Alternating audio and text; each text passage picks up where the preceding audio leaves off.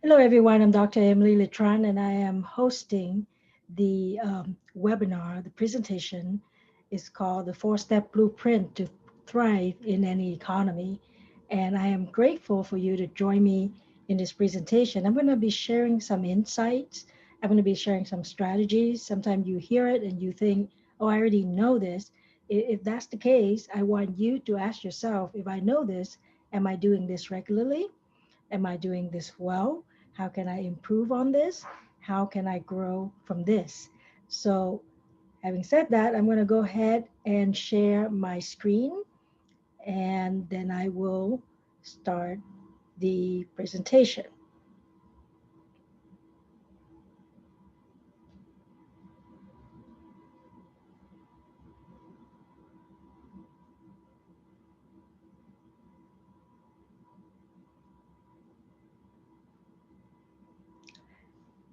So, the presentation is four-step blueprint to thrive in any economy.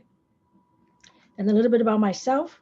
My name is Dr. Emily Letran. I am an international speaker, certified high performance coach, marketing strategist, a business consultant, author. I also hold the Action to Win seminars. Some of you might have attended before in different cities, different parts of the country.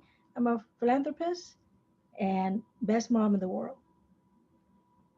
And I'm also a practice owner. I'm practicing. In my office, I have two multi specialty group practices in Southern California. And I want to say thank you to the Dental Peeps Network and the Dental Naturals and also Dental Win Win for allowing me to post about this particular presentation. And that's how you find out, and that's how you join. And this particular presentation was specifically prepared for you. Obviously, we are stuck at home. We are during the pandemic. And just like you, my pandas were, they were attending the seminar. And so we are applying this new, right, virtual way of learning to share it with the whole world. And I actually have a gift, and it is what I call a productivity template. And what that is a list of resources and strategies, certain habits that you can get as a template. It's on a PDF, and you can text the word dental to 626 298 7587. When you text that, is actually a community text. I will get your text and I will send you the productivity template. So, a little bit about myself. I was actually born in Vietnam back in the late 60s. So, that was during the Vietnam War. Growing up, what I watch on I have my family, my mom, my dad. We live in an extended family. So, there's my older brother, my two younger siblings, and several cousins. Now, growing up during the war, every night what I watch on TV were horrific images of war. There, there were bombings, massacre. There were dead bodies. There were people fleeing villages, and a lot of propaganda. In 1975, the Vietnam War ended. The communists left. The Americans left, and the communists took over. So this began a series of very dark days. We were standing in line to buy whatever the government was willing to sell to us. It could be moldy noodles. It could be old rice. It could be stale bread because everything was rationed based on how many people are in your family. And so even things like sugar, like refined white sugar, you can't just buy the sugar. You have to go through the government, and then you get ration, how many people are in your family, and that's how much you could buy.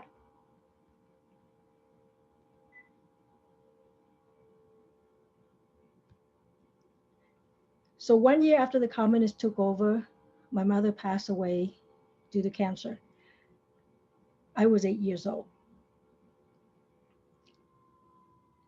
And a couple years after that, in 1981, Vietnam was going to go to war with China in the north and Cambodia in the west. This is a constant war that has been going on in Southeast Asia. So at this point, the government was going to draft all the young men to go to war again, because we just finished the war with the Vietnam War.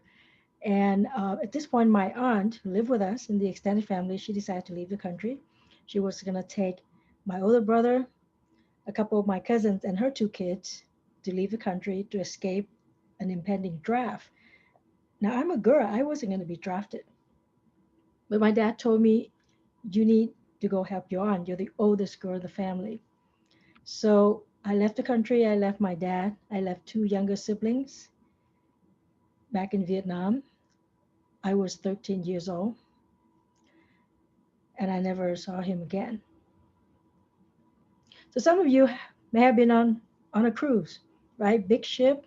It's like a floating hotel, lots of amenities. Well, my first cruise was on a fishing boat. We got maybe 60 people on the boat. It was about a 50 feet boat, and we all crammed together like sardines. We were on the ocean for 7 days, the first 2 days with food, and the next 5 days just sips of water. Some of you may have been in an exotic location, a resort, beautiful blue water, right? Relaxing chairs, drinks, food. Well, my first exotic location was a refugee camp where we live in makeshift shelter with limited food, water, and electricity. So when I came to this country, to the United States, my luggage was just hope and faith. And I remember trying to learn English as a second language. Um, I would every night I would stay up trying to translate almost every single word from English to Vietnamese so I could understand what was being taught to me. You look at the screen, you see that big blue dictionary. Um, that was my my main resource, right? Every night, that's what I was what I was looking at to try to translate what I was learning. When I was going to school, sometimes I just grabbed that little yellow dictionary, stuck it in my backpack, and opened it up under the table if I really needed to translate something right away. And I used to deliver newspaper back in the day when people were still reading newspaper. So that would be waking up every day about 5:30, 6 o'clock, fold the newspaper, put on a bicycle just like that, and riding around the neighborhood to deliver newspaper, rain or shine, for many, many years. And I was making, I remember, $100 a month to help the family. I used to drive an old car. This was something similar to the old car that I had, 1984 Nissan Sentra, and it actually left me on the road one day, just because it just died. Right? And I'm standing on the road. There was no cell phone back then, and I remember jumping up and down, trying to wave, get somebody's attention so they would stop and help me get off the road. And somebody did stop, told me back to a shop close to school, UCLA. And I remember taking the car there, knowing very well that I didn't have money to get it out and that my scholarship checks and my grant checks were not coming until another 2 weeks. And I remember walking in the classroom asking all of my friends if they can lend me money so I could get my car out. But because of all of that, I was very driven. I finished my undergrad in 3 years. I finished Phi Beta Kappa, magna cum laude. And then when I went to UCLA Dental School, I finished my DDS degree and a master in oral biology, all in the same 4 years. This is actually a picture of me on graduation day, walking out of Royce Hall at UCLA. I looked pretty good back then, huh? I don't know what happened now. So anyway, I finished school. I came out. I bought my first dental office, then my second dental office, then my third dental office. I was busy. I was married, have three beautiful children. My husband has a job, so he would leave home in the morning and come back in the evening. And every morning I would wake up, take the kids to school. When they were younger, they went to the babysitter. Then I would go to work. I worked from 9 to 2. And then I would take off 2 hours to take the kids to the babysitter, or I'm sorry, to go pick the kids up from school, and then either they go back to the babysitter, or sometimes they went to work with me when they were younger. So we were getting back to work, and I would work from 4 to 6, and then we go home and then prepare dinner and have dinner, etc. So I was doing really well. Well, that's what I thought I was, because I was able to take care of my kids and take care of the family and run the 3 offices. And then one day, my son, he was in second grade, came up to me and he said, "Mom, I want um, my class. We're gonna have a recital next Tuesday at 11:30, and I want you to come." And I'm sitting there thinking, why do people book something in the middle of the morning at 11:30 as if I have nothing to do? And that would mean that I have to leave work at 11, go drive to the school, sit there for probably 30 minutes to watch this recital, and then I would drive back to work, work for another hour and a half, and then resume my routine. So I went to my older daughter. She was 4 years older than him, so she was in sixth grade. And I said, "Jennifer, I don't remember, uh, you know, watching your recital in the middle of the morning, like what Alan is doing right now." And Jennifer looked at me and she said, "Mom, I did have a recital, but you just didn't come." And that was like a slap in the face, because here I am thinking that, I'm doing a good job. I'm taking care of the family, I'm taking care of everybody, but I miss a certain moment in my daughter's life, and it was important to her. And that's when I realized that I need to change something. I need to make sure that I can do a great job at work, but at the same time, I need to have a time for the family and, be with the family, be present with the family. And I will never, ever miss another moment in my kid's life again. So I want you to ask yourself, what is your boat story? I just share with you my story coming to this country, overcome challenges, um, learning a language. So what are the challenges that you have? Are you trying to run multiple things, do the business, take care of the family? Um, are you looking at making changes because it's time to make a change? It's time to pivot, because you need to change when it's a turning point. Because if you keep doing the same thing, you're going to get the same result. And I think we're talking right now in January 2021, and the pandemic that we're still in, which started in March of 2020, it really shook everybody up, letting people know that maybe there is a turning point. Maybe we need to do something. Maybe we need to change, because we just can't keep rolling the same way we've been doing all this time. So I want you to understand that in order to achieve success, it is not just a smooth sailing road. We really need to be going through training, going to development. And it's not just training and development for our staff or for us. If you sign up for a continuum, if you're signing up for a course, right? It is for us also to grow as a business owner, as a parent, as a spouse, because that's how we pivot, and that's how we change the course of our business. Now, I believe there are certain secrets to accelerate your business growth. You want to have the high performance habits. You want to be able to leverage your assets. You want to have the collaboration and the learning from experts, people who know more than you, people who have been through the challenge, people who have developed certain systems. You want to know marketing. You want to know how to position yourself, because a lot of time the frustration I hear is, you know what, I gave that project to the marketing agency, to this company, and I didn't produce anything, and I lost my money, and it's a scam. And sometimes we won't pick the wrong company, or we're going to make better decision, or what we're going to give better directions if we ourselves understand the process. And then last but not least, we need to track our metrics. We need to know our numbers. And when I'm talking to people, when I'm talking to colleagues, when I'm talking to my clients, I know sometimes we are not 100% keeping an eye on the metrics. And yes, so if you're not the one keeping an eye on the business metrics, who do you think will?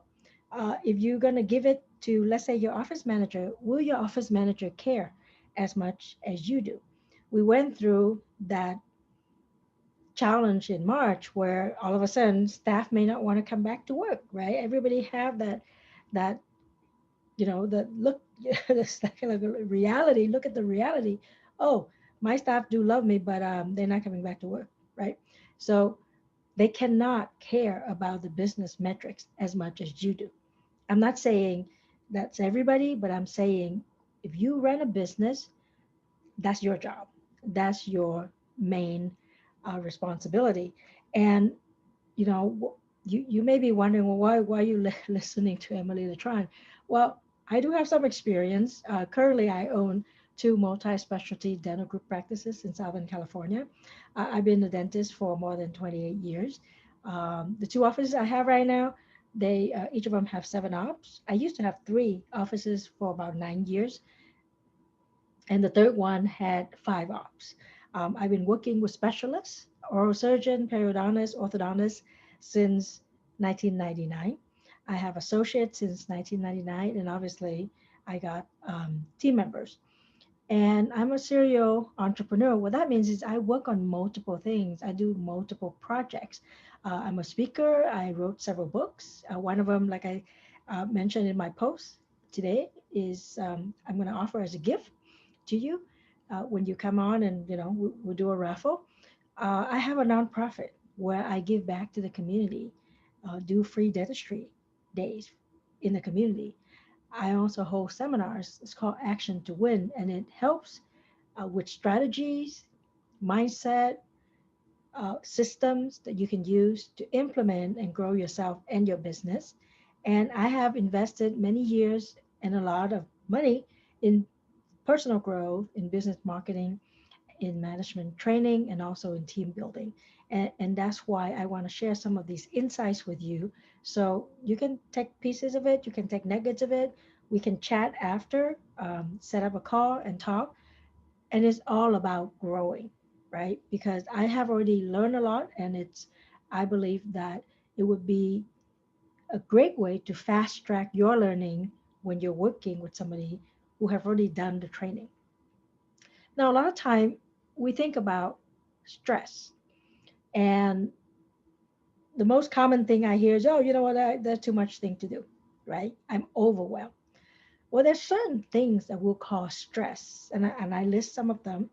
The lack of clarity when you're not sure where you're going, when you're not sure what you want. I work with clients. Sometimes they say, "Well, I want $1 million practice." Well, why 1 million? Why not two? Why not three? And they don't have an answer because they just sort of make that up because everybody else talking about $1 million practice. The lack of leadership. Not everybody is born a leader, but leadership can be learned. Some people are people pleasers, right? You don't want to confront a staff. You don't want to fire someone. You listen too much to your hygienist. Any of those would show that we need a little bit more training in leadership. They're poor management of expectations. If you don't tell your patient what to expect, and I know we all know, what I'm saying here is we all know that we're supposed to, but we're not doing it. If you don't tell your patient what to expect, let's say, let's say the patient definitely want a bridge and you propose an implant because the two abutments are not real strong. But the patient just like, no, doctor, I want a bridge, I want a bridge. And unless you tell them what your expectation is, yes, I can put a bridge on here and it will probably, one of the abutments will fail. And then you're going to go back to square one, either do another bridge, a longer span bridge, or you're going to have to place the implants, right? So if you manage the expectation correctly, then you will get what you want, meaning the patient will have to think twice. And then once they say, okay, I'm going to go with the bridge or I'm going to go with the implant, now you already told them all the options and what to expect. A lack of energy would also cause you stress. Imagine going to work and you're tired because maybe you had a fight with your spouse last night. right? Maybe you're worrying about the economy. Maybe you show up and okay, those two staff, they're bitching again, they're fighting, and it takes away your energy. So if you can maintain and recharge your energy throughout the day, so you can come home in one piece and still be a great mom, a great dad, a great spouse, and be present for your family, you're gonna have a lot less stress. And then a lack of support. Now, support here, what I mean, I don't mean to call your friend and say, hey, I'm going through this, and then vent to your friends or go on Facebook and vent. That's not what I'm talking about. I'm talking about the support where you can call somebody and bounce off ideas, where you can ask somebody, okay, this is what's going on, this is what happened in the office, and I'm thinking I could do A, B, or C. What would you recommend? Or maybe, you know what, I don't know what to do. This is the first time this happened. I still remember I had a client a while back, and we, we were supposed to be talking every month, and she just called out of the blue. So when I pick it up, she said, "I have a patient standing in front of me, threatening to sue me. What do I do?" Right? It's sort of that kind of support that I'm talking about. The support where you can go in and you can ask someone what what to do, right? What to say. Um, what's the best thing to do if that's the first time that it happened to you? um, Being overwhelmed, I mentioned earlier, sometimes you feel like your life is going on at several WTFs per hour. So what is this four-step blueprint that I'm talking about? These are guidelines, right? These are guidelines for you to use to thrive in any economy. And the four things are clarity, action, but we're going to talk about specific kind of action to leverage natural talents, metrics, and productivity. So I call that CAMP, right? Clarity, action, metrics, productivity. Clarity is knowing who you are, your values, your strength, your weakness, um, to know what you want. What are your goals and your passion? Do you know how to get what you want? Do you have a plan to achieve what you want? So, and a lot of time people are not too sure sometimes. Like I mentioned earlier, I would ask somebody, they said they want $1 million practice, and I asked them, why don't you want $2 million or $3 million, and they're not sure. The common thing that say, well, I want to retire when I'm 55, for example. Well, why 55? Why not 50? Why not 60? Right? What's the rush? And then there's certain younger doctors say, I want to be financially free in 10 years. Okay, and then do what? Right? Because if you invest all this time to learn to be a dentist, and then all of a sudden you say, you need to retire. I want to know why you desire that. And actually, I don't mean I want to know. You want to know why you desire that, because I think that's important, right? Because when you understand why you want something, then you can design your action to support whatever thing that you want to follow. Steve Jobs said your time is limited, so don't waste it living someone else's life. I think when we first went through, the first phase of the pandemic, there were a lot of people, in general, the discussion on Facebook, that start wondering, should I continue to be a dentist? Or maybe some people who are nearer to retirement who say, you know what, maybe I should just quit now. And a lot of time, I would say that is because they haven't been doing things or living things the way that they actually want it to be. They may be living it because that's what the parents said that they should be, right? Because the family is going to think you're crazy if you change your mind and do something else. And maybe your heart, the calling is about doing something else. It doesn't mean exclusive of dentistry, but it could be besides dentistry. So if you know what you want and what you value and what makes you feel fulfilled, then you can make decisions based on those. So I want you to take out your cell phone and just hold it there for a moment. And I want you to just close your eyes for a moment, right? Just close your eyes and take a deep breath.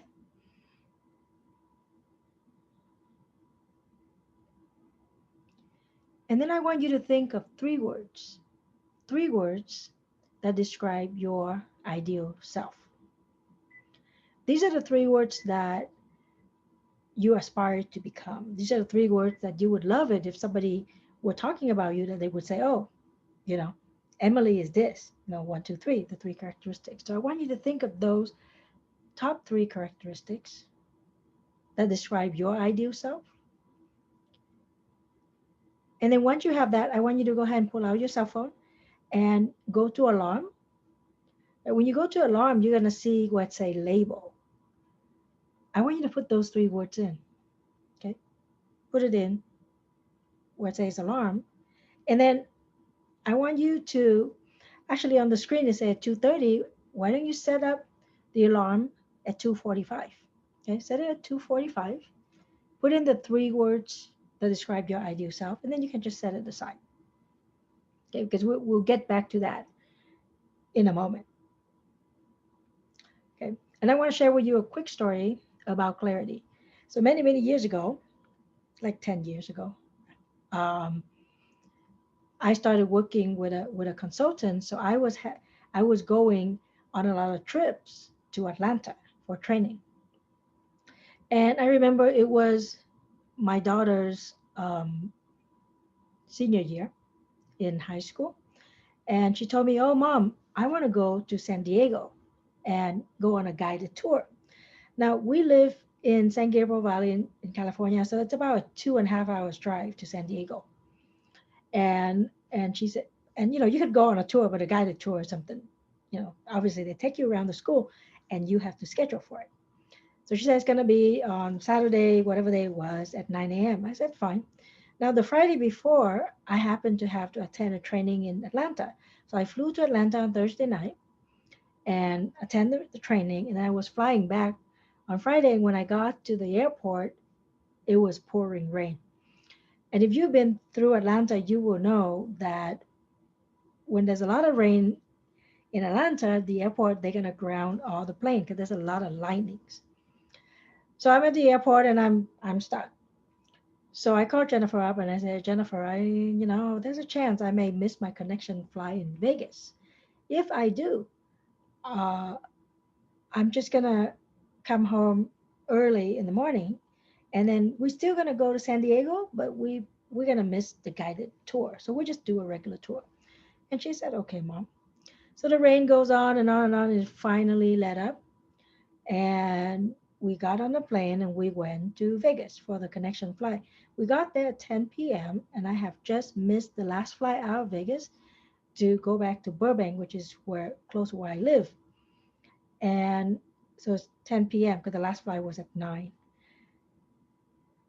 So I'm looking at the clock and I said, I have two options. I could go into a hotel, sleep, and the next morning catch the first flight out, which is at 7 a.m.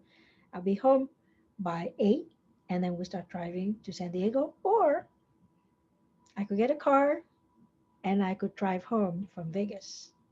It would be about a 4.5, 5 hours drive. What do you think I did? Of course, I decided to drive. I decided to drive. So I rented a car and I drove home. And I drove home, and I think I got home at, I don't know, 3 in the morning, something like that. Go took a nap for about an hour or 2 hours. Woke up at 6 something, and then at 7 o'clock, around 7, we took off. We go to San Diego so she could go on the guided tour. And after all of that, she decided to go to UC Irvine, which is 45 miles from home. And the reason I'm sharing that with you is it was very easy for me to make that decision to say, you know what, I'm just going to get a car and I'm going to drive home because I didn't want to break the promise with my daughter, if I could help it, to take her on that guided tour. I wanted her to understand that it was important to keep your word. And, as a mom, you always want to do the best thing, or, whether it's your mom or dad, as a parent, you always want to do the best thing for your children. So when you are very clear about what you want, about what's important to you, I guarantee you have a difficult decision, it just becomes so much easier to make a decision. It becomes so much easier to say yes or no. Whereas if you're not clear, A lot of time you are torn. You're not sure, should I do A or should I do B? Yes, everybody's going to go through that little analysis and decide whether we're going to do A or B. But if it's directed by what you desire, what's most important to you, then it's just so much easier to make that decision.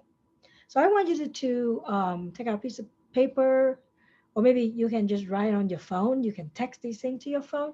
We're going to do a clarity exercise. And this clarity exercise, I want you to rate yourself from 1 to 10. Okay. The first one is I live in alignment with my values. From 1 to 10, what score do you have? Right. The second one is I live in integrity with what I believe and tell people. We're not talking about your Facebook status or LinkedIn or whatever social media platform you're on. You live in integrity with what you believe and tell people, and give yourself a rating there. And the third one is I focus on what's most important: myself, my family, my goals. So give yourself a rating from 1 to 10. So there were three questions. What's the rating? Is it 30? Is it 25? More than 20? Less than 20? So I want you to go ahead and keep track of that. And then I want you to think on clarity. What is one area in your business do you need to focus on right now to increase your ROI? ROI is the return on investment. What is one area in your business do you need to focus on right now? And then write down two specific steps so that you would focus 100% in the area right now. And then when you look at it, I want you to think, do you need some help? Would you like expert help? Would you like some peer help? Do you need some help? Well, you know exactly how to do that, right? Do you know exactly what to focus on right now to increase your ROI, or you can think of that as your net income? And what are the two steps that you can take?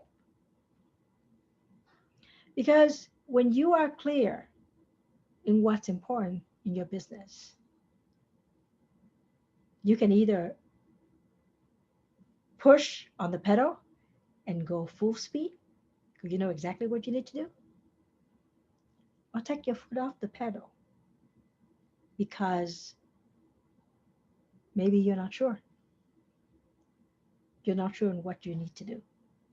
And having clarity is going to dictate that particular action. I'll give you a little scenario of one of the clients I work with, and sometimes I see this discussion a lot. Is people say, oh, you know what, I'm going to buy an office and I'm going to do A, B, C. What do you think, right? Like what I want to know what what are the advice, what are the insights. I recently had somebody who said I'm trying to close on an office, and I want some advice. And then I reached out to the person and I said, well, why don't we talk? And I think it's a he, and he said, well, what's the connection? We can talk after I close. And and so to me that means that you're missing it, because you want the advice, you want the insights before you close, right? So you can make the most educated decision. Maybe it's not real obvious to you, but it's going to be pretty obvious to me, having bought five practices, or anybody who have done that particular transaction. They will know that there's more than I'm just going to close on a practice. So one of my clients were taking over a practice. We're going to call her Dr. Catherine, and she wants to know, well, what should I do, right? And so here's a list of some of the things that I advise her that should happen. That there should be a seller letter. You should design a flyer and send it to the patients. You can do a press release. She happened to take over a practice of a doctor who's been there for a long time, so she can go to the local newspaper and actually put out a press release and say Dr. So and so is retiring, and I'm coming in. And so that way you highlight the doctor, and at the same time you're highlighting yourself. Um, it, she did, and this was maybe a year or two ago, she did a little open house. And this open house is to say goodbye to the doctor, to introduce herself. But this particular open house, we were opening it and inviting the old timers, the influencers, the people who may be going around the community and talk about the office, right? So it was very intentional. It was an open house, but the people we invite were special VIP people that we have a reason to invite them, right? And then when we're inviting patients to come in, we will invite them to bring a friend. So now you have one patient, but that person bring one friend. There's your next potential patient. Um, I told her, well, you know, the doctor was, I think he was in the military, and he has some pictures of himself, you know, at the open house. Share some of that so people know that you're a human. Not you're human. You have that humanity inside you. You're interesting. You're interested in creating relationships, you know, and understanding people. The power of association. Obviously, if that doctor was holding certain position in the community, or maybe he's very active in the dental society, whatever it is, when you're associating with that doctor, it immediately elevates you, right? But these things don't happen. These things could happen randomly, but it would be much better when it's intentional. And if you imagine if you're taking a picture at that open house and then you put it in there, but you talk about that doctor, he was the past president of something, or maybe he's an active church member, and you're aligning yourself with him as far as being a position of authority, then you can instantly raise your credibility. Um, all of the celebrations that has happened in that office, maybe he has a wall of uh, um, of smiles, right? Or maybe he does a lot with the community. Highlight those. Even though you're a newcomer, you just come in. But if you highlight those, it in a way it's implying that you're going to continue, and you definitely want to continue.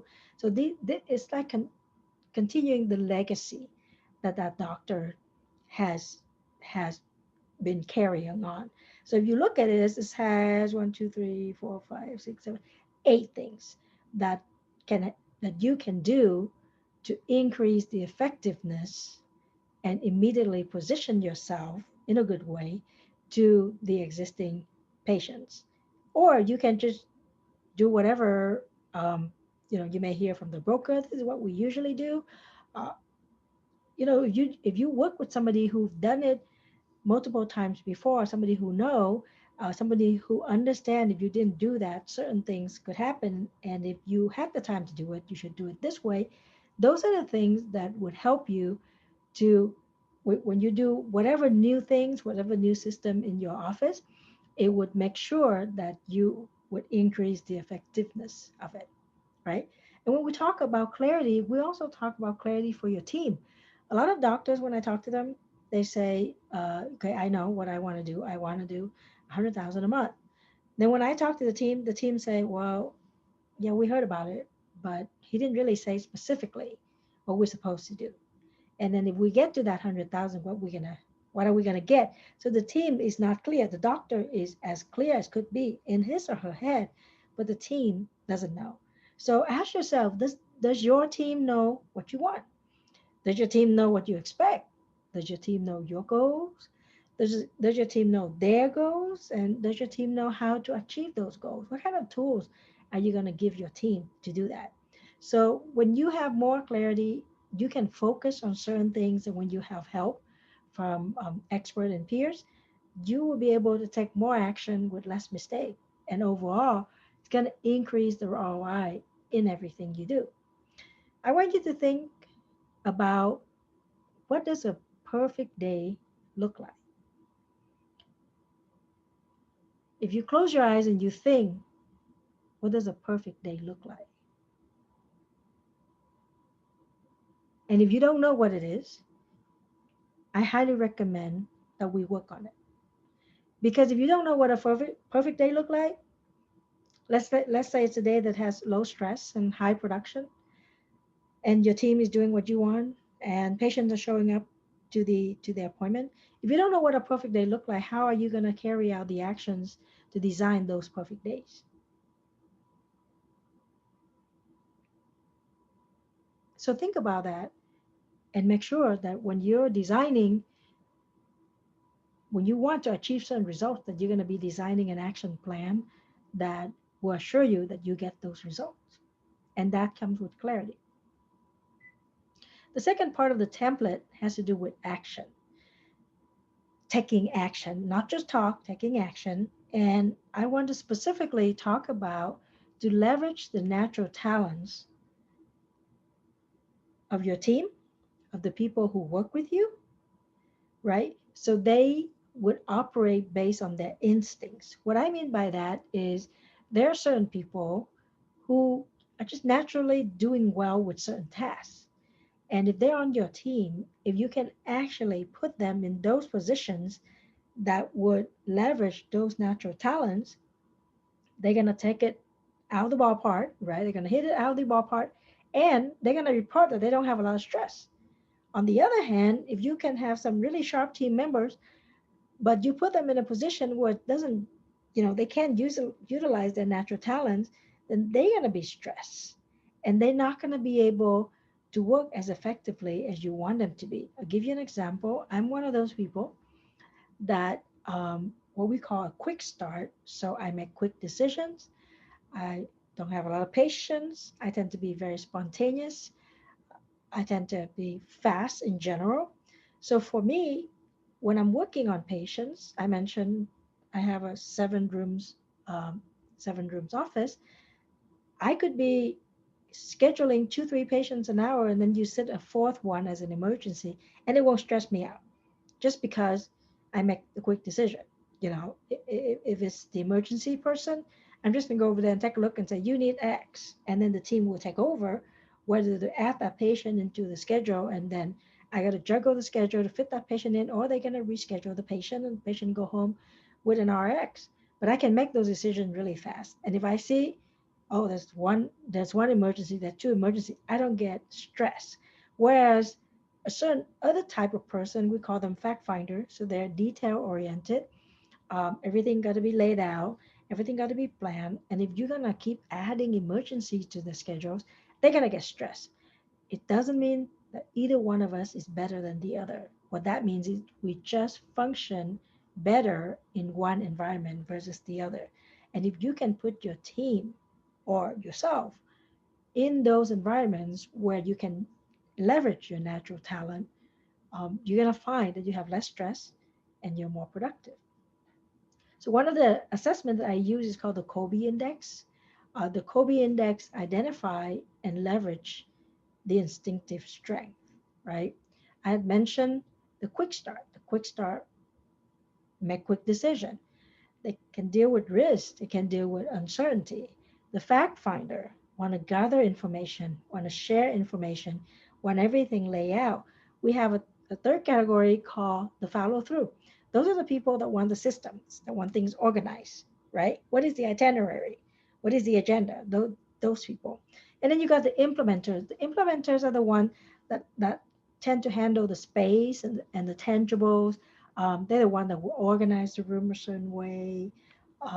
They're going to set things up. These are probably your staff, the ones who always organize the room, the one that make sure that the lab is clean and organized. And they like to touch things, right? They like to set things up. Um, when you use the Kobe index, what you can do is you can look at yourself, which one are you? It's called the Kobe A. What is your dominant trait? And if that's your dominant trait and you can work with that dominant trait most of the time, you're not going to feel stressed because it's right there in your natural talent. You can decide what is the expectation in the job. So there's the next step up is called the Kobe B. The Kobe B is when somebody, they already rate themselves with the Kobe, and now they rating themselves against what they think is expecting of them in the job. I'll give you an example. Let's say that I'm the doctor, right? And I know that I'm a quick start, a quick decision. I'm not really a follow through.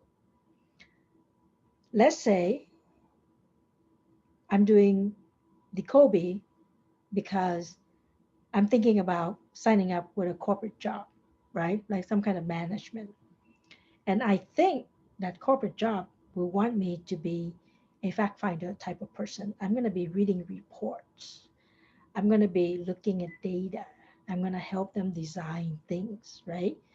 Well, that's not me. So when if I'm thinking about applying for that corporate job, I'm already stressed. I don't want to deal with reports. I don't want to be looking at graph. I don't want to be, looking at too much detail. So either I don't take that job or I don't apply for that job. But when I apply that job, the stress is already building, right?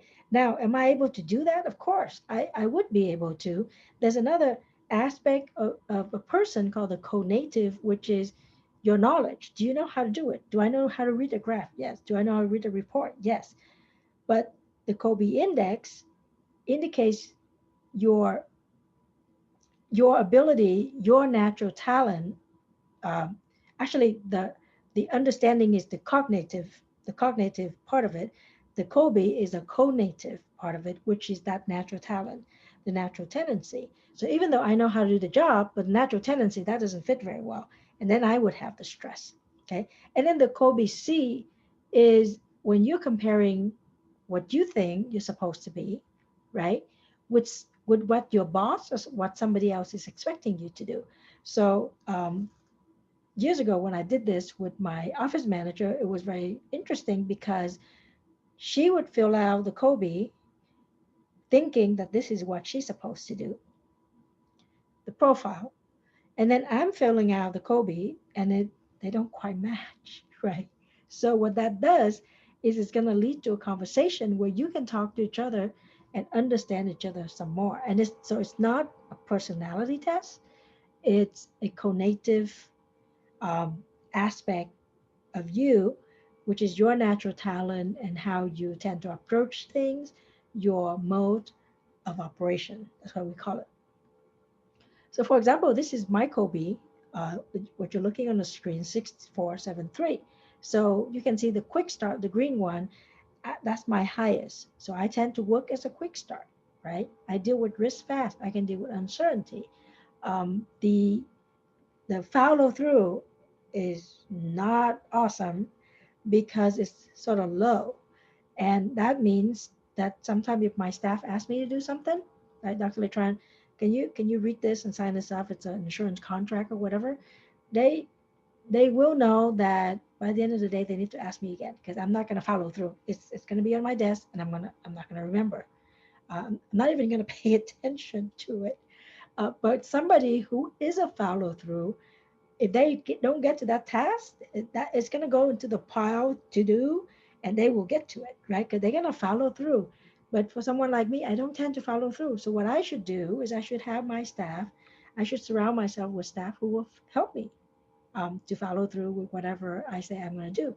Now, your cell phone should probably have just ring off because I asked you to set the alarm 45 minutes past the hours, and when you look at when that thing goes off and when you go because you have to look at it to turn it off, I want you to see how you feel.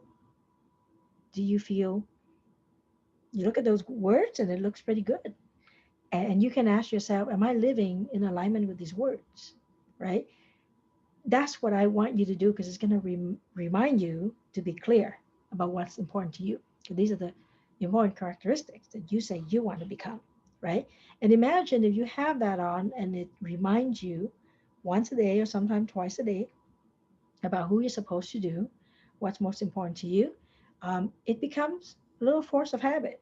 If you, if let's say one of your word is love, and you go to work and you get frustrated all the time, well, that's not in alignment, right? And if you see that sign that says love, you're going to stop and think, okay, how do I show, say, more love to my patients, more love and care to my staff, to my family? I need to get home in time so I can spend time with my family. So I encourage you to keep those words in your phone. I encourage you to set the time, maybe twice a day, so that it would help remind you of those characteristics that you aspire to become. Uh, Here are some examples of um, a quick start, right? These are my kids actually, and I put them on there. This was in Cancun, and we are doing that parasailing, right? Uh, a lot of people will be scared, be afraid. Well, if you're a quick start, you tend to take the risk, and you just, hey, let's try this out. If you are a fact finder, you have a lot of questions. You always want to know why. Why are we doing this? What's the next step? Why are you changing this? This hasn't been working, or this has been working. Why are we changing it, right? And then you have the follow through, the one with the systems, the one with all the labels. You better put things back exactly where you found them, right? These are the follow through people. And then you have the implementers, the one who like to work with their hands. There's a difference between being an implementer and the follow through. Even though with my pictures it may not be real clear, we're not talking about just organizing. The implementers actually like to work with their hands, right? So if you're gonna have them do a presentation, they will probably be the one who want to have props, right? They want to have models to show. They want to have things to pass around so people can look at it.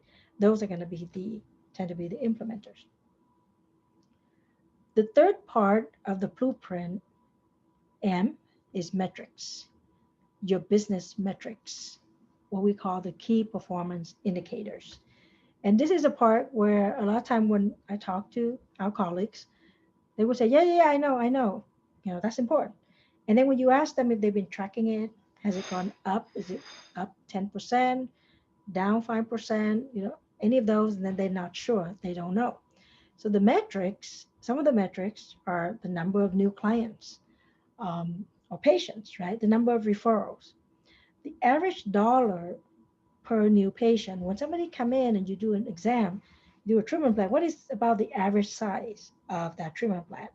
The cost of acquisition, how much did you spend to bring in a new patient?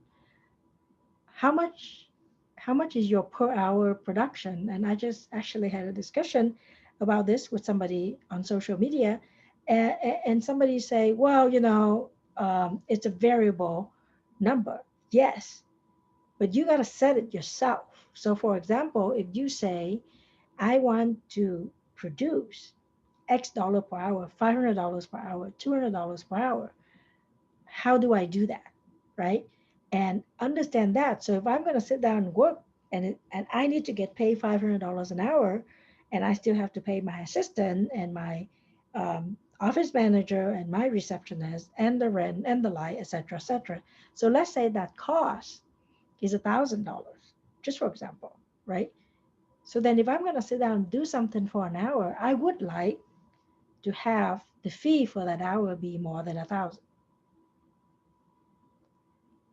If that is, I'm pretty sure I'm very profitable, right? And you may say, no, no, no, for me it's $300 or $400. Then okay, then it's $900 that you should produce every hour, or 600, whatever it is. But put a dollar per hour production for yourself, so you would know whether or not you're being productive. And then there's the percentage of acceptance of the sale presented, which is, if you talk to 20 patients and each one of them is $1,000, for example, how many people pay you 1,000? So if you talk to that many patients, did you actually close half, or did you close 20%, or do you close 30%? Maybe they didn't pay you today. Maybe they come back and they pay you next week. So if you have an idea of how many people you actually close, and by close I mean they pay, right? They make an appointment, they pay.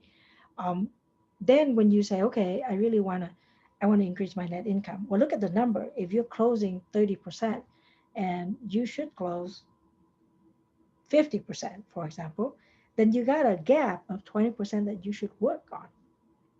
So it may not be, let me go and get more new patients.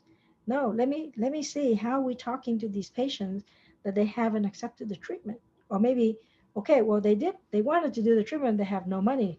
Well, do we actually offer financing to these people? And that's how You look at the number and you know if you can tweak this number, if you can affect this number, that your result will increase, will change. When you talk about metric, you want to talk, you want to think what affect the metrics would be your customer service, right? How you serve the patients, how you treat the patient, and there's several touch points. Think about what is it that you invested to bring that particular patient into your office. Some people say, well, you know what, I sent out an email and I asked for referrals, and so it's technically free. Well, it is, but it is not, because how much time did it take for you to write the email? How much time did it take for you to send out the email, or maybe you pay somebody to send out the email for you? All of that is actually the cost of sending out the free email. So keep in mind that, because when you start looking at how you operate and what the actual cost is, then you're going to think a little bit different, right? It's not going to be, let me go and order the dental supply here because they are 5% cheaper. It may be, okay, can I automate these emails so I don't have to spend time on that, right? Because that will affect the dollar amount, the metric. When you think about the touch point, think about did the patient first hear about you? Is it on radio? Is it on TV? Is it social media? Or maybe it's direct mail. Maybe you mail them a postcard. Maybe you mail them a flyer, right? You're in Valpak. How did the patient see you? Then after the patient see you and get exposed to you, the next thing is the phone call. Patient's going to call you. How did you answer the phone? Um, Nice. Like, did you answer the phone during lunchtime? Did you answer the phone early in the morning? Did you answer the phone after hours?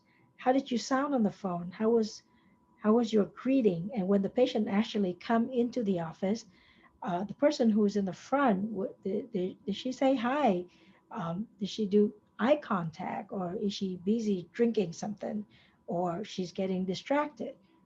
How is that greeting when the patient first come into the room? Now, how was the exam? How did you take the time to do the exam?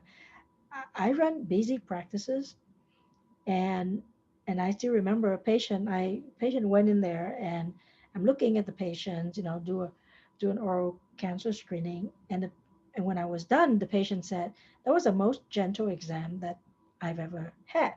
And I said, well, I was just looking, right? And she said, no, I know you were just looking, but just the way you pull out my cheek, um, the way you're, you tell me tilt my head or lift up my head or whatever, it was very gentle. And so these are the things that the patient perceive, right? They don't know if you see well with whether it's your mirror, your intraoral camera, whatever it is, the high tech stuff, but they know the personal touch. And I will be the first one to tell you I run busy practice, but before I go in there and before I look in the mouth or before I give a shot, I'm gonna pause. I'm gonna take a deep breath. I'm gonna tell myself, slow down, right? Because that's what makes the difference to the patient. Your presentation, when you're explaining things, are you talking over the head? Do they give you do you give them a lot of options or good options? Remember, no treatment is an option, and you should tell them that. And then, what kind of financial arrangement? If a patient who go to my office, they're gonna leave with an estimate of the cost. They're gonna leave with a recommendation. What's the best treatment plan? And we always ask them, would you like to look into the option of financing? Sometimes people don't want to say that they need help. Some of them are going to say straight out, I need a payment plans, but some don't. So just ask. A lot of our patients like to finance a treatment because they have other obligation. They taking care of kids, school, whatever. Would you like to hear about that? And then you put them on there. So now, even if the patient has money and you already qualify them, they got approved for whatever $3,000, $5,000. but they still not making an appointment or they're not coming back, then it's something else. Maybe it was a time thing, right? You don't, they work late and you don't have late hours. So you make an exception. You're just going to come in for them, one day. Or maybe they travel a lot, so time is a constraint. So they need to come in one day and do everything. So these are the things. Once you eliminate all of the other um, elements, now you know the true reason why the patient did not schedule the appointment with you, and you can follow accordingly. The treatment, when you're doing the treatment on the patient, right? How how did you carry that out? Do you look like you're prepared? This is actually a very old picture of me working on a patient, and so you don't see face shields and things like that, but make sure that when you're treating the patient, it's in a good, a nice room, great environment, patient is relaxed. Then when you're done, how do you follow up? Do you call the patient? If you gave somebody a shot, do you call them up? Maybe you're going to send them a survey. So you get an overall idea of how people think about your office. How do you follow up with pending treatment? Do you call them all the time? Or maybe you're using automated email where you put them in the system and then these emails are automatically generated and it just keep reminding them every week or so that they have pending treatment. So I have a resource here, but I will put this on the resource list on the template for productivity, and you can look at that. You can book a free demo, so you can just see what can be done to take your time off, right, from doing these tasks or your staff. And then referrals. You want to grow from referrals. Do you send automated text? Do you ask for a referral in person? Who do you ask? And do you ask for video or do you ask for written, right? So video is obviously the patient has to be in the office with you. Written is something that you ask them to go on Google and write. And how long does a patient stay with you? Your recall process. How long do they stay with you? I'm always bragging that I have my first practice for 24 years and I have patients who are still with me after 24 years. And I believe that is because I treat them as a family member. And ask yourself if that's what you've been doing. Have you been treating people like a family member? And your office, do you treat the office just like your home? You show up, show off your personality. I have funny signs in my office that let people know who I am and how I work. I have um, celebrations. This is a celebration after 15 years, and I actually brought my lab technician to the event and gave him an iPad. This was several years ago. Engage people in these celebrations, let them know that you appreciate them. Um, one of these dinners, it doesn't cost a whole lot. But when you do it, it shows people that you're taking the time. It shows people that you appreciate. It shows people that you remember. It shows people that you care, right? Because we could say a lot of things, tell a lot of people that we care, but it's ultimately always the action that we tell people that. When you send out a newsletter, this is a sample of an old newsletter. When you send out a newsletter, does it have a little bit of a personal aspect? This was a newsletter many, many years ago. As you can see, that was 2013 old picture, but it was Mother's Day.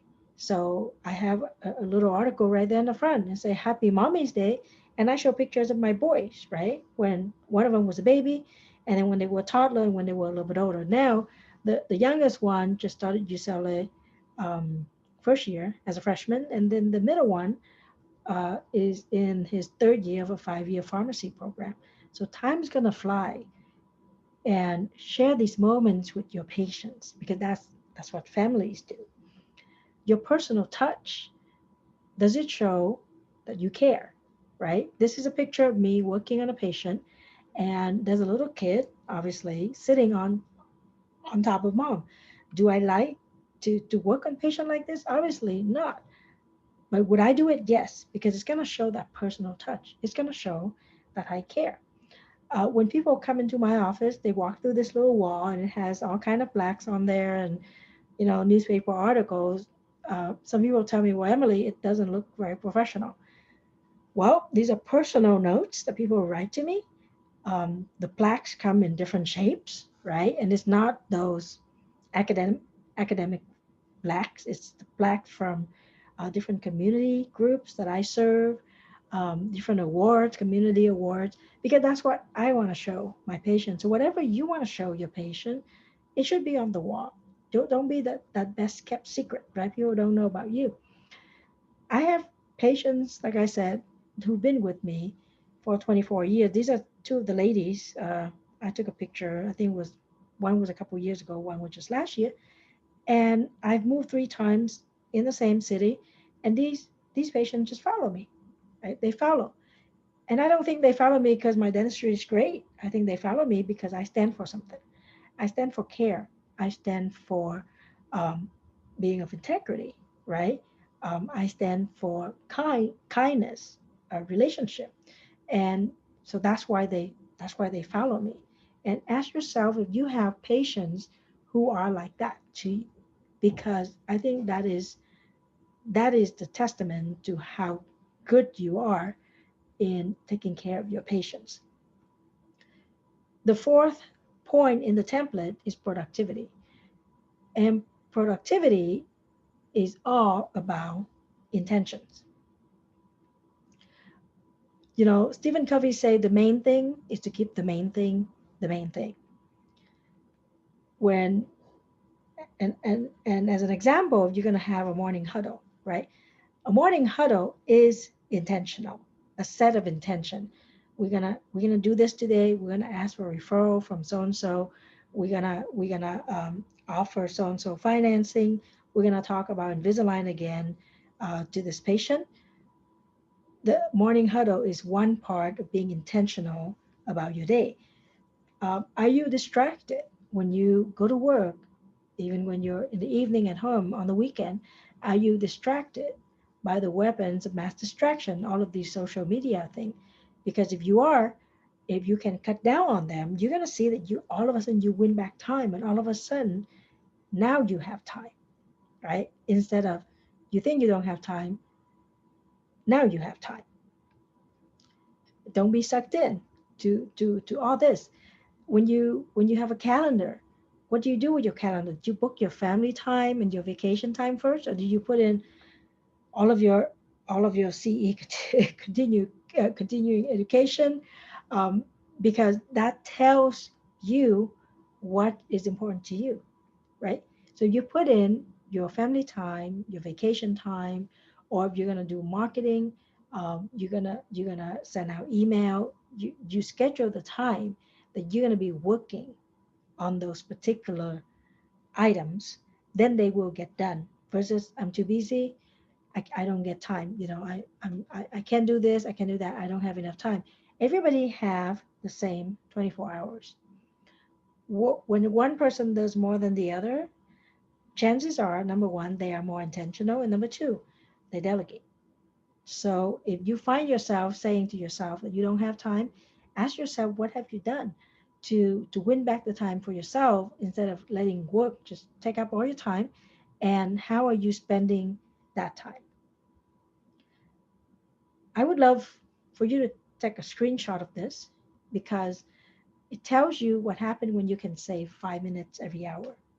Imagine if you say, okay, it's going to take me an hour to prep a crown, and then I ask you, you think you can just do it in 55 minutes? So you're going to save 5 minutes. That's the calculation. 5 minutes an hour, 40 minutes a day, all the way to, if you actually do that in an 8 hours workday, you actually will win back 4 weeks a year. And it's definitely doable. Everybody have a to-do list. Get shit done, right? What about a not to-do list? A list of things that you should not be doing, that you should be delegating. And so I want you to write down 2 distractions that keep you from getting more things done. And I know a lot of you are going to write down social media. And if you write down social media, I want you to just make a note to yourself, why are you on social media? Okay.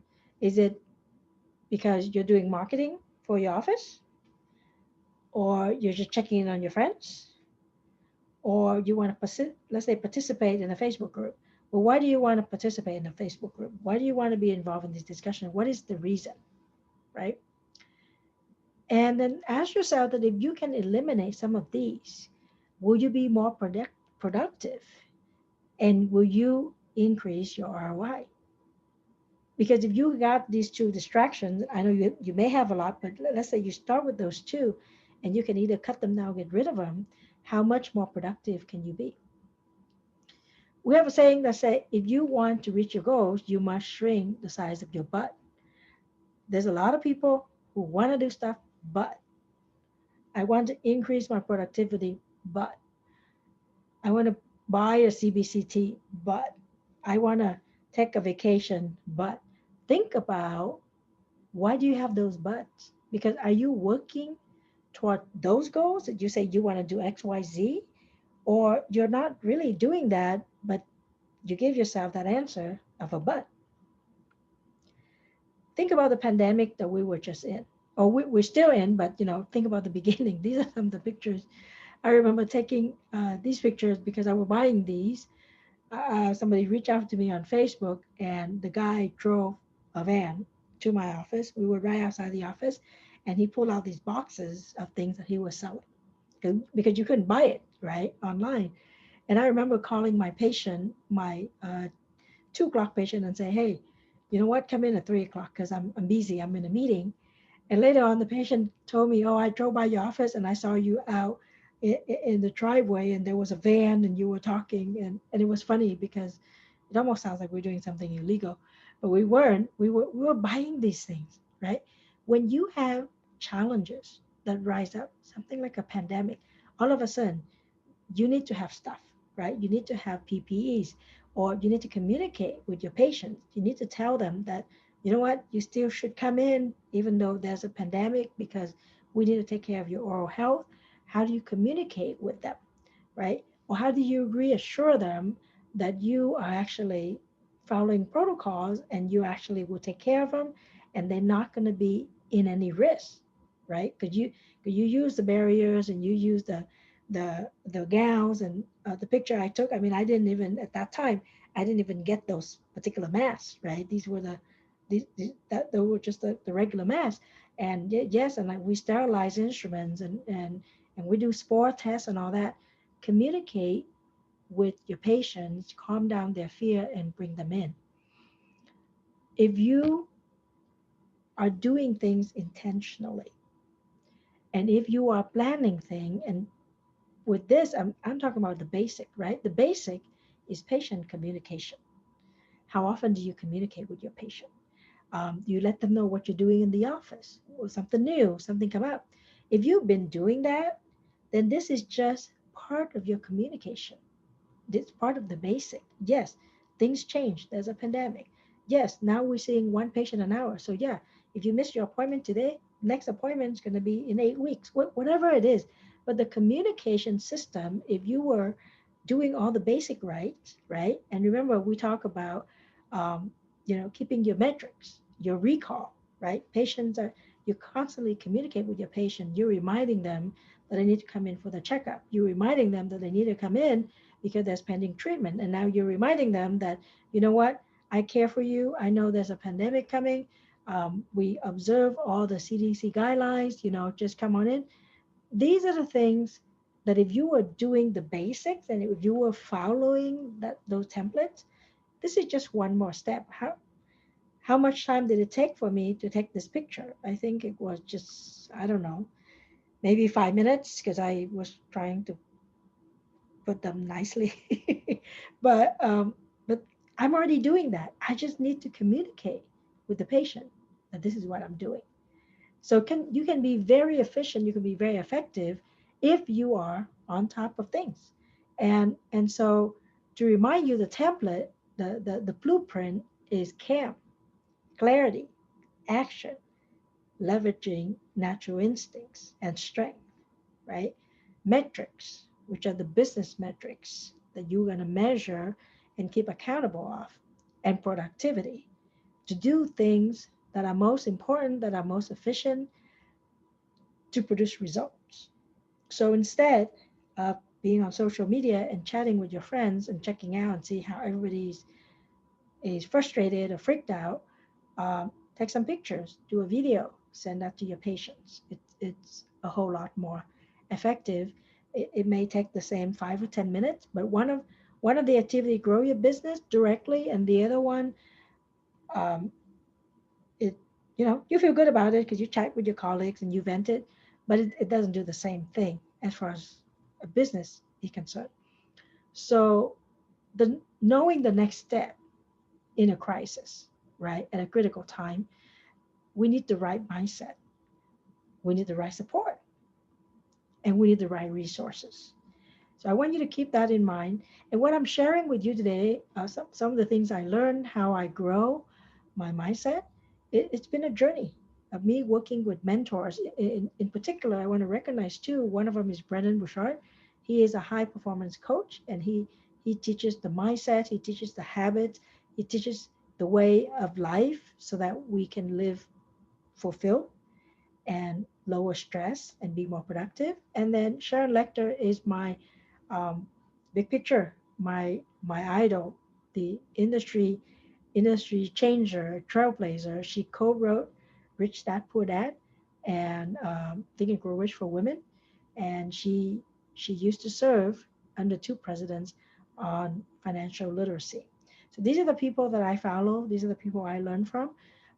These are my mentors, and I want you to think the mindset part, right? When you have somebody helping you, if you think about it, a lot of us is like the person on the left. We got a lot of ideas. We think we need to do X, Y, Z, A, B, C, D, right? And everything is overwhelmed. There's a lot of things to do.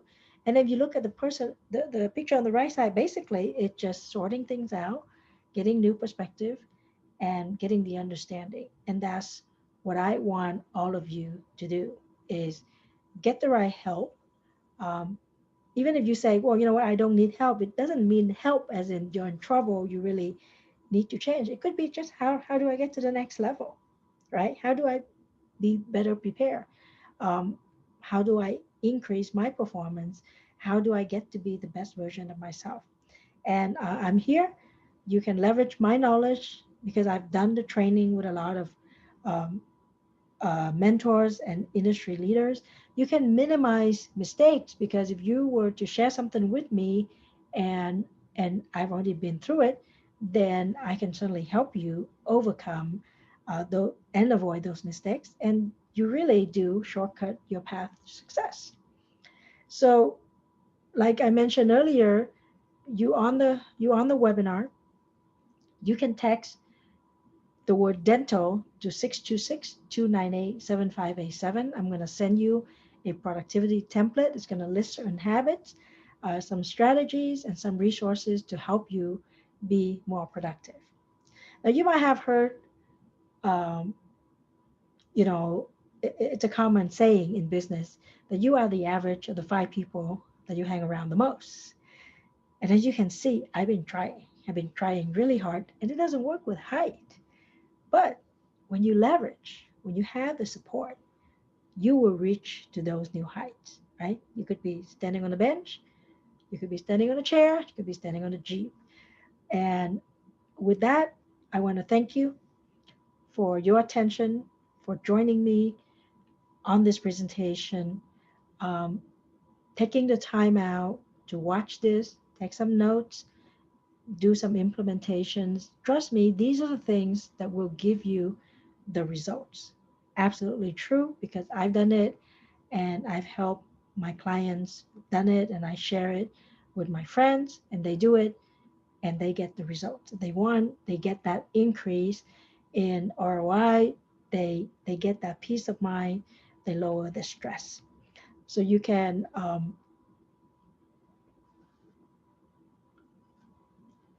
can reach out to me.